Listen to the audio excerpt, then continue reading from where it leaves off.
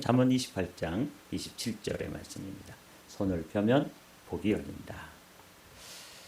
오늘은 가난한 자를 구제하는 그런 말씀입니다. 27절 말씀 우리 한 목소리로 받들어 읽겠습니다. 가난한 자를 구제하는 자는 궁핍하지 아니하려니와 못 본 채 하는 자에게는 저주가 그리라. 오늘 이 말씀, 가난한 사람을 도와주는 사람은 모자라는 것이 없다. 새 번역은 그렇게 번역하고 있어요. 그래서 오늘 이 말씀을 좀 함께 묵상하기를 원합니다. 특별히 이 성탄의 계절, 이제 연말이 되고 또 새로운 해가 시작되는 이때 우리가 한번 우리의 삶도 돌아보지만 또 우리 이웃의 삶도 돌아봐야 되는 그런 소중한 시간들이죠. 그래서 여러분과 제가 함께 오늘 주신 말씀은 참 시의적절한 말씀이다. 이럴 때 또 계절도 춥고 그럴 때 이제 노숙자들이나 이런 사람들은 얼마나 더 춥겠어요. 따뜻하게 난방을 하고 그렇게 자도 어떤 때 추울 때가 있잖아요. 그런데 밖에서 노숙을 하는 이들은 얼마나 힘들까. 그냥 마음으로라도 한번 생각해보는 그런 시간 가지기를 원합니다. 첫 번째로 이 말씀 우리가 생각해봐야 될 것이 가난한 자를 외면하지 마라. 오늘 못 본 채 한다. 이게 이제 좀 생각해봐야 될 주제예요. 우리가 이웃이 이렇게 어려움을 당하고 특별히 경제적으로 아주 헐벗은 그런 이웃들을 볼 때 우리가 종종 하는 행위가 어떤 행동이 있냐면 못 본 채 하는 거죠. 슬쩍 외면하는 것. 그래서 오늘 이 말씀을 가지고 외면하지 마라. 그냥 꼭 뭐 물질을 도와주고 뭐 이렇게 하지 않더라도 마음이라도. 제가 그 동산교회에 와서 청빙을 받아왔다가 좀 문제가 있어서 그 주변에서 하숙을 할 기회가 있었어요. 그래서 이제 이렇게 골목을 나서면 거기에 어떤 노숙자가 그 골목에서 늘 잠을 자고 어떤 때는 겨울이었을 때도 따뜻한 햇볕에서 햇볕을 쬐고 그런 분이 있었어요. 그래서 지나다가 그냥 인사를 해줬습니다. 예수님이 너를 사랑하신다. 하나님이 너에게 복 주시기를 원한다. 그 말이라도 그렇게 하면서 지나가고 그리고 혹시 또 음식이 이렇게 있으면 따뜻한 커피라도 한 잔씩 갖다 주고 그렇게 해서 몇 번 인사를 하고 나니까 그 다음에 친구가 되더라고요. 그냥 아는 사람이 되는 거예요. 그래서 그냥 외면하지 않는다는 거. 거지가 한 명 있네. 그리고 그냥 무심코 지나다니면 그냥 못 본 채 할 수 있죠. 그런데 그렇게 지나가면서 예수님이 너를 사랑하신다고 또 하나님께 복을 받기를 원한다. 따뜻한 커피라도 한 잔. 뭐 저도 어려운 형편이니까 뭐 그 사람에게 뭐 집을 사주겠어요. 뭘 사주겠어요. 그렇죠? 그러나 그 골목에서 늘 마주치는 그 노숙자 한 사람에게 외면치 아니했을 때 이때 참 지금 어제 이 말씀을 생각하면서 못 본 채 하는 자에게는 저주가 임한다. 저주가 크리라. 이렇게 말씀을 하시는 이 말씀이 그때 그래서 못 본 채 하지 않고 뭐 온 세상의 거지를 찾아다니면서 뭐 도울 수도 있겠지만 제가 뭐 그런 형편도 아니고 아주 가까운 골목만 나서면 그 사람이 또 거기에서 이렇게 있는데 그 사람에게 눈길을 주고 마음을 주고 따뜻하게 커피라도 한 잔 갖다 주는 그 행동을 하나님께서 보셨겠구나. 그래서 제 마음속에 떠올랐습니다. 외면하지 말아라. 가난한 사람을 조롱하는 자는 그를 지으신 이를 없이는 여기는 것이며 재난을 기뻐하는 자는 형벌을 면치 못한다. 그러니까 이웃이 고난을 당하고 재난을 당했을 때 그거 막 또 그 사람이 나와 좀 관계가 안 좋은 사람이면 그거 기뻐할 수 있죠. 그거 정말 싸다. 이렇게 이제 생각하는 것. 그리고 가난한 사람을 조롱하는 것. 업신여기고 무시하고 조롱하는 것. 이거는 그의 하나님을 업신여기는 것과 같다. 이 잠언 지혜자의 말씀이에요. 똑같은 말씀이죠. 외면하지 말아라 하는 말씀과 귀를 막고 가난한 자의 부르짖음을 외면하며 여기 외면한다는 말이 나오죠. 외면이라는 게 그냥 슬쩍 고개를 돌리는 거예요. 고개를 돌리면 안 보이잖아요. 그러면 안 보이는 게 아니죠. 거기 있잖아요.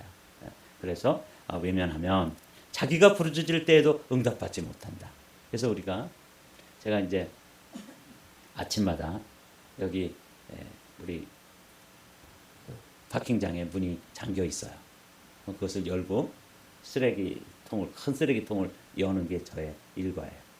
제가 그 문을 게이트를 열고 쓰레기통을 열면 거기에 한 봉지 병이며 캔이며 이런 게 큰 쓰레기통에 들어 있어요.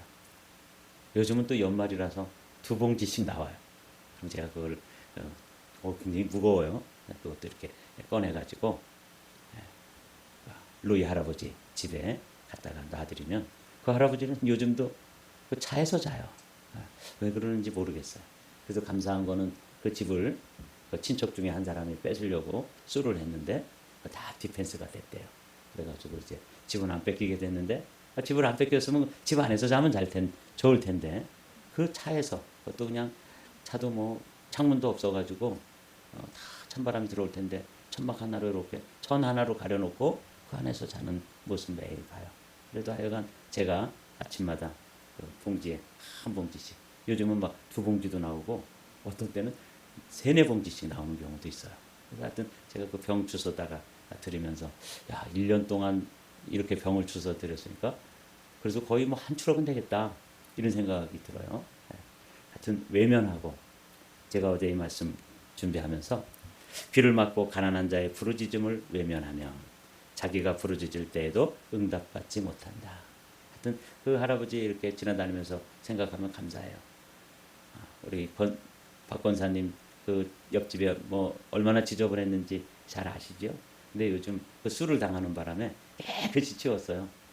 아주 그 뒤에도 다 치우고 물론 뭐 저도 풀도 깎아주고 하여튼 뭐 그랬는데 깨끗이 정리가 됐어요. 그래서 너무 감사하고 근데 그 집에서 안 자는 게 저는 이해가 안 돼요. 어찌됐거나 이 가난한 자들에 대해서 외면하지 않고 돌봤던 한 사람 이야기가 또 있어요. 우리나라가 이제 전쟁을 마치고 전쟁 고아들이 많이 생겼잖아요. 아마 그걸 영화로 이렇게 다큐멘터리로 찍어서 1954년도니까 뭐 제가 태어나기도 전이죠. 그때 이제 그 전쟁 고아들에 대한 다큐멘터리 영화를 오리건주에서 아마 상영을 했나 봐요. 거기에 이제 어떤 부부가 그 영화를 보고 우리가 그 한국에 저 버려진 고아들을 데려다가 입양을 해서 돌봐줘야 되겠다. 그런 뜨거운 마음이 생긴 사람들이 있어요.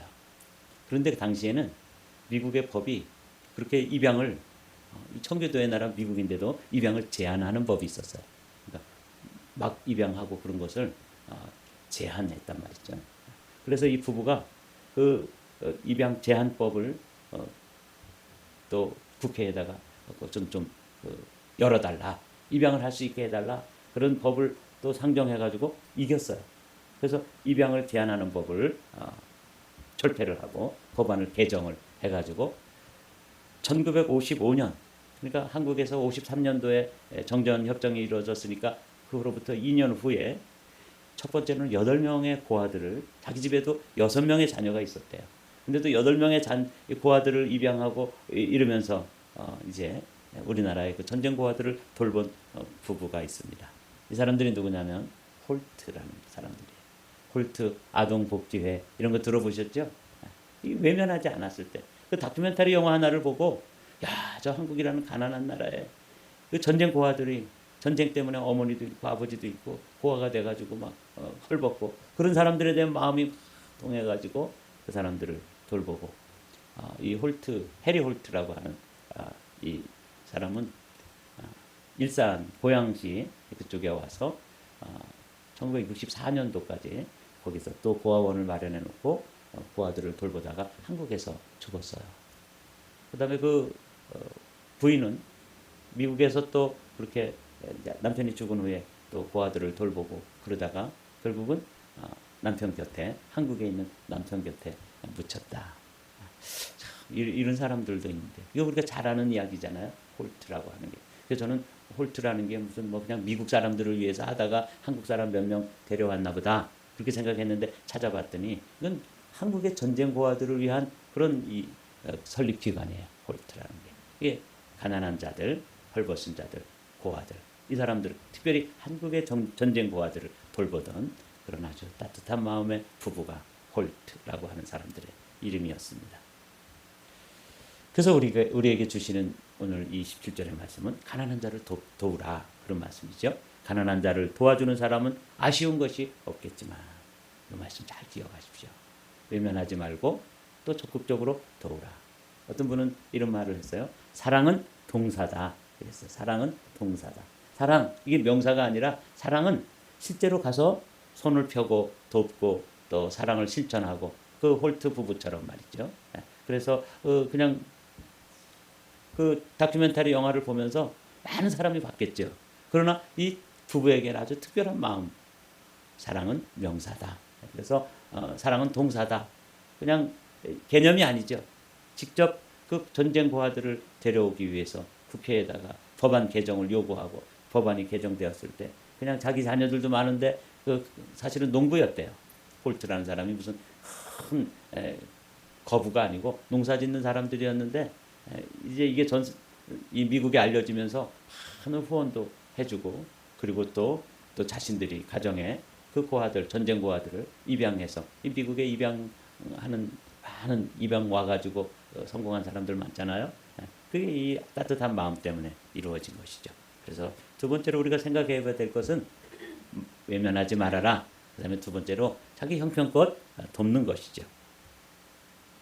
가난한 자를 불쌍히 여기는 것은 여호와께 구워주는 것이니 그의 선행을 그에게 갚아주시리라. 잠언 19장 17절에 있는 말씀, 이 말씀은 여러분 아주 우리에게 소중한 말씀이에요. 잠언의 말씀 가운데, 가난한 이들을 향해서 주시는 말씀 가운데 주님께서 아주 특별히 부탁을 해주시는 말씀이죠. 네가 누구를 도우면, 특별히 가난한 자를 불쌍히 여기고 도와주면 그거 나한테 하는 거야. 나 구워주는 거야.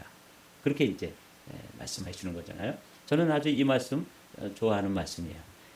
우리 함께 읽어보실까요? 가난한 자를 불쌍히 여기는 것은 여호와께 구워드리는 것이니 그의 선행을 그에게 갚아주시리라. 그렇습니다.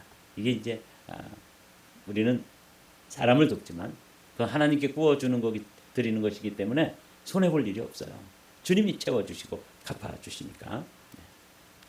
예수님도 이런 말씀하셨죠. 잔치를 베풀려거든 차라리 가난한 자들과 몸 불편한 자들과 저는 자들과 맹인들을 청하라. 그리하면 그들이 갚을 것이 없으므로 내게 복이 되리니 이는 의인들이 부활 시에 내가 갚음을 받겠습니다. 우리가 부활할 때도 우리가 가난한 사람들, 어려운 이웃들에 대해서 외면하지 않고 그냥 우리가 있는 형편껏 그 상황에서 돌볼 수 있으면 그것 감사하죠. 로이 할아버지 추수감사절 때, 사실은 이번 추수감사절 디너에도 저는 사실 그냥 깜빡 잊었어요.